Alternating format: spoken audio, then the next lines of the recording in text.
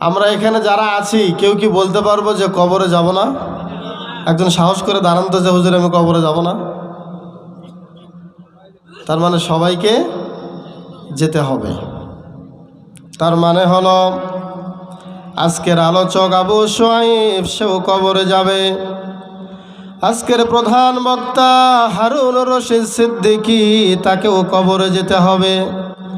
আজকের দ্বিতীয় আলোচক ইমাম হাসান সালাফি তাকেও কবরে ঢুকতে হবে। আজকের তৃতীয় আলোচক মাওলানা আব্দুল্লাহ তাকেও কবরে যেতে হবে। প্রধান আকর্ষণ বলেন, প্রধান অতিথি বলেন, প্রধান বক্তা বলেন, সভাপতি বলেন, বিশেষ অতিথি বলেন, এই দুনিয়ার শুরু থেকে নিয়ে কিয়ামত পর্যন্ত যারাই দুনিয়াতে আগমন করবে সবাইকে কবরে যেতেই হবে, এখান থেকে কারো রেহাই নাই।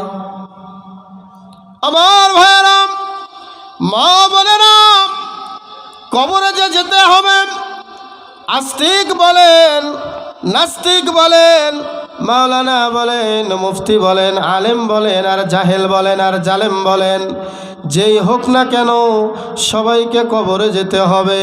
কবর ছাড়া এই দুনিয়াতে কেউ থাকবে না।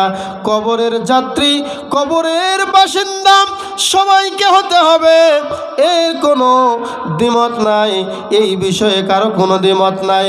অর্থাৎ আমি আপনাদেরকে যেটা বোঝাতে চাচ্ছি, কবর এমন বাড়ি যেখান থেকে কেউ রেহাই পাবে না।